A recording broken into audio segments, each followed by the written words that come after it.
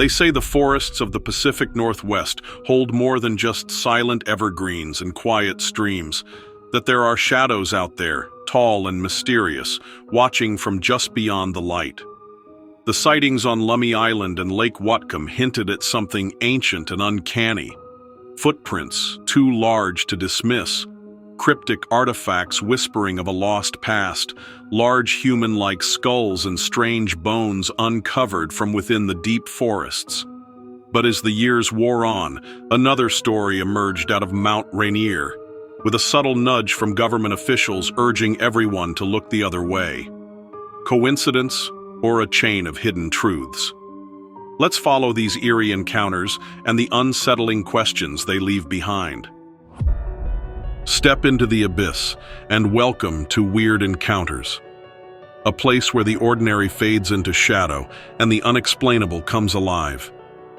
Make sure you hit the like button, subscribe, and join our ever-growing community of the curious. Your support is the lifeblood that keeps this channel alive. Now, prepare yourself, for what you're about to witness is not for the faint of heart. In the misty edges of the Pacific Northwest, where the tides ebb and flow across rocky shores and the forests grow tall and thick with secrets, something stirs. One man, reluctant to speak for decades, now breaks his silence about what he saw, and perhaps more chilling, what he found. I've been wrestling with how best to put all of this into words, especially since some of these events happened so long ago. But the memories keep surfacing, and with all the stories I've seen on your YouTube channel, I decided it was time to share mine. There are two main encounters I want to talk about, one on Lummi Island in 1974 and the other near Lake Whatcom in 1981. I'm also going to mention some odd discoveries my family and I stumbled upon over the years, which I think tie into the overall mystery. My first real brush with something I can only label as Sasquatch took place in the late summer of 1974. I was 17 at the time. We had a small family cabin on the eastern side of Lummi Island, not too far from where the ferry unloads, but up in the wooded hills. I used to love wandering those old deer trails in the afternoon, especially around the giant cedar stands, because it always felt ancient, like stepping back in time. My grandparents often mentioned the local Lummi tribal legends about wild men in the forests, but I never took it too seriously. That was until late August. I remember it was close to dusk. I had been out gathering kindling for a bonfire and was heading back. The light was fading, turning everything golden, and there was this sudden hush that dropped over the woods. No birds, no wind, just an eerie stillness that made me stop in my tracks. All at once, I caught a glimpse of movement about 50 yards away, something tall and dark stepping between two cedar trunks. I thought maybe a bear, but it stood upright, definitely on two legs, with broad shoulders and an odd gait. Part of me wanted to yell out, but my throat went bone dry. This thing paused, and I got the feeling it was looking right at me, even though I couldn't clearly see its face. I was too scared to move. Then, as quick as it appeared, it slipped behind the trees and vanished. For a few moments, I couldn't tell if my eyes were playing tricks. But then, I heard a low, rumbling sound that resonated in my chest, almost like a deep growl or moan. It wasn't a sound I'd ever heard from any typical wildlife on Lummi, and I'd grown up out there. I found myself slowly backing away, not wanting to turn my back. When I finally made it down the path to the cabin, I tried to explain it to my dad. He looked unsettled but tried to reassure me it could have been a weird angle of light or a black bear standing on its hind legs. I knew that wasn't right. The next morning we noticed footprints, large depressions in the soft moss. They didn't have a sharp outline like what you see in plaster cast photos, but the size was undeniable. A stride too big for a normal person, each print maybe around 15 or 16 inches, with a vague shape of toes. My grandfather just nodded thoughtfully and mentioned that these forests have their own guardians. He also admitted something about hearing a similar growl years earlier, but never getting a glimpse like I did. Not long after that incident, I heard whispers among some of the older islanders about bizarre remains found on the southern tip of Lummi, huge human-like skulls that folks said didn't look quite right, or at least too large to be normal. Supposedly, some fishermen discovered them partially buried in mud during a super low tide. One rumor even claimed they turned them over to a local official, and then they disappeared without a trace. I never got the full story, but it lined up with other strange tales of oversized bones being unearthed around the San Juan Islands. People speculated they could be ancient native burial sites, or maybe something else. I sometimes wonder if those bones had anything to do with what I encountered in the woods that evening. Fast forward to 1981, and I was 24, living in Bellingham and working odd jobs. On a whim, I took an evening drive out near Lake Whatcom, where I heard there was a new logging road under construction. I wasn't exactly supposed to be there, but curiosity got the best of me. The area was quiet, thick with second-growth forest that somehow felt older than it really was. The sun had just set behind the mountains, leaving a soft light over the lake. I parked my truck off a side spur and started walking to see if the new road connected to some old trail. That's when I noticed an unsettling smell. It was pungent, like rotten fish and damp fur. I'll never forget it. Then, a cluster of ferns next to a downed log rustled.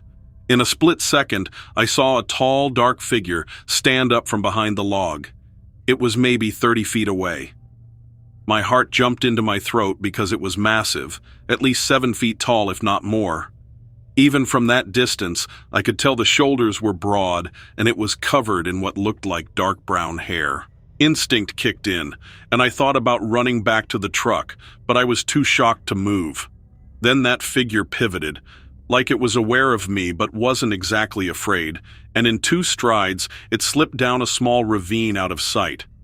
There was a series of cracking branches, and then nothing. Dead silence again.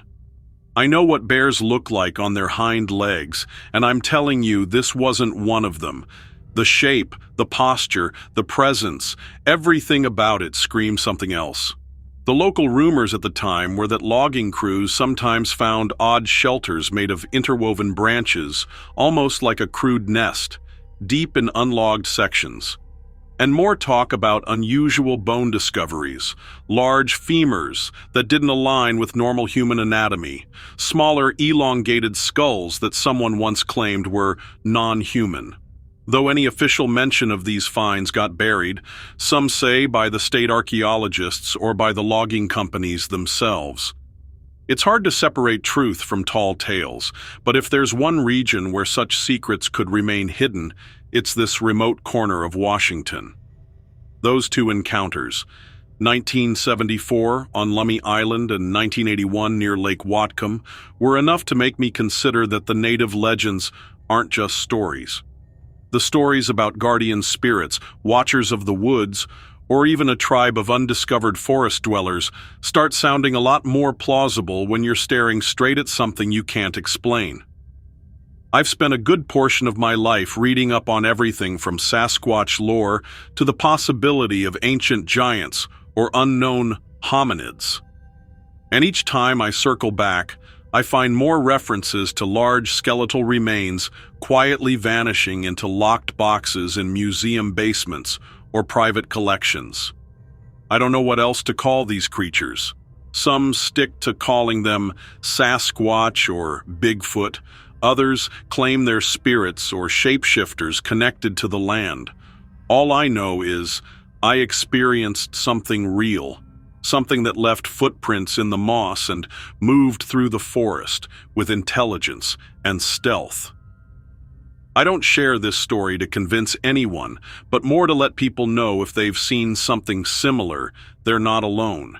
Maybe someday, all those rumored artifacts, like the oversized skulls or odd bones, we'll come out in the open and piece the puzzle together. Until then, I can't help but think there's far more to these forests than most folks realize.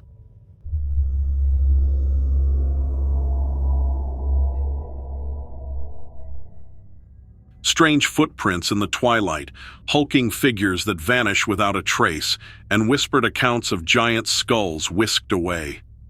Are these the relics of folklore, or a frightening glimpse at a reality just beyond our comfortable edge? While you decide, let me tell you about another such account.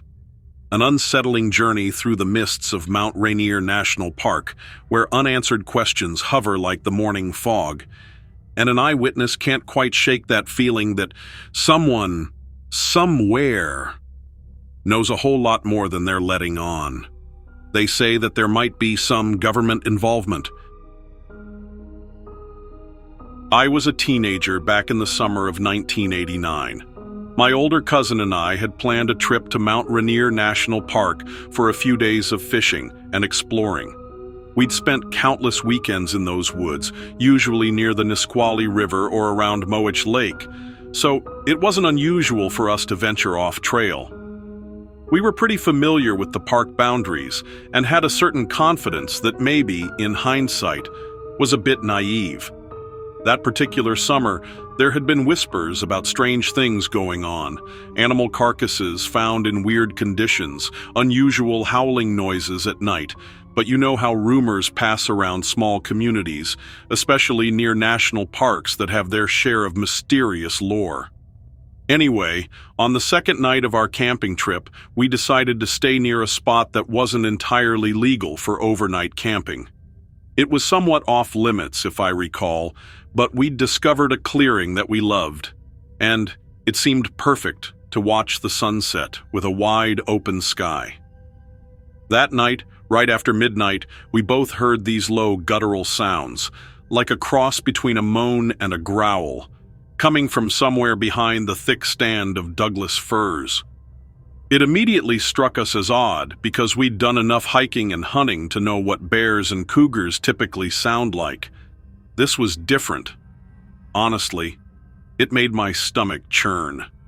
My cousin kind of dismissed it at first, saying it was probably just an animal fighting or calling out. But about an hour later, the strangest part happened. We heard what I can only describe as two heavy footsteps or thumps, almost like boulders being dropped into soft ground. Then, silence, longer than I expected. Right after that, the air seemed to go still, like everything else shut up at once. No insects, no rustling leaves, just a dead quiet you could practically taste. We didn't sleep much that night. When morning came, we found these large impressions in the soft soil around the perimeter of our campsite. They looked like enormous footprints, bare footprints. They were far larger than even the biggest person I'd ever encountered, and the stride between them was shockingly wide. My cousin measured it roughly with a piece of rope, and we were left scratching our heads about what kind of creature could possibly have that kind of gait. We talked to a park ranger stationed at the Carbon River entrance later that day, indirectly mentioning the footprints. The ranger simply changed the subject, like he didn't want us discussing it in front of the other visitors. We tried pressing him a bit, but he shut us down with a forced laugh, acted like it was no big deal, and shifted the conversation to hiking safety tips. It was obvious something about our story unsettled him. That same afternoon, we decided to keep exploring further north, just outside the official boundaries near the Clearwater Wilderness region. We figured maybe we'd spot additional prints or come across some clue as to what we heard and found. To our surprise, we did find more footprints, though not as clear as the ones at our camp, and fresh broken branches about 9 feet off the ground in multiple spots, like something extraordinarily tall had just plowed right through. We also picked up a foul stench that reminded me of rotten eggs mixed with wet dog, although it lingered only a moment. Here's where it gets interesting. A black SUV, no official park or government insignias that we could see, pulled up when we were on our way back. It stopped near the side of the gravel road leading out of the wilderness area. Two men stepped out. One wore a dark suit and the other was in a more casual outfit, but sporting the same black baseball cap. They asked if we were camping or just passing through. My cousin, a little spooked by then, mentioned we'd seen a strange footprint. They gave each other a look, subtle, but I caught it. The guy in the suit said something about not wandering off designated trails and how the region was prone to bear activity. Then he strongly suggested we take a more established route out of the park next time. It felt more like an order than a suggestion. It was odd enough that we talked about it the entire drive home. About a week later, my cousin claimed he got a call from someone he didn't recognize. A woman speaking calmly, asking if he'd told anyone else about what we found and reminding him of park regulations and how misinformation could be detrimental to tourism. He said she never identified herself, only that she was calling on behalf of a park management team. We never made an official report with the National Park Service or anything.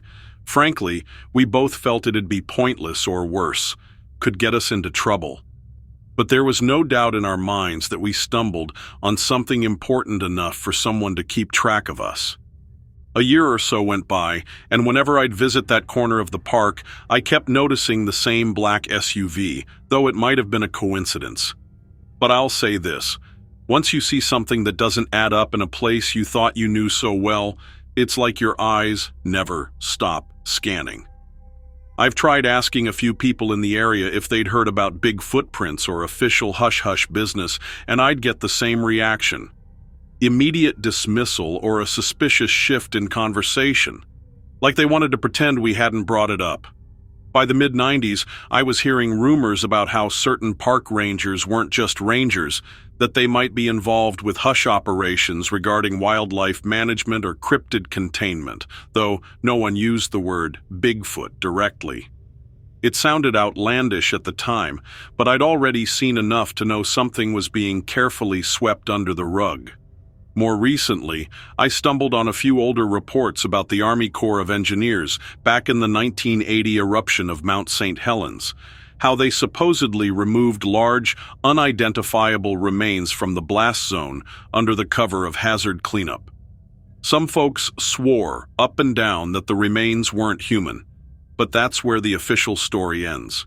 It's the same pattern of secrecy that we encountered on a smaller scale, and it makes me wonder just how many of these sightings are quietly resolved so the public never knows.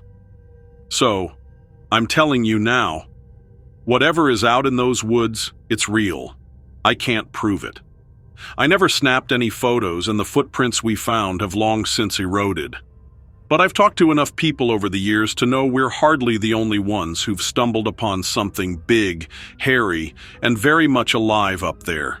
And if you try to push for answers, you might just get a visit from a couple of stern-faced guys in a nondescript vehicle who'll politely tell you to keep your nose out of park matters.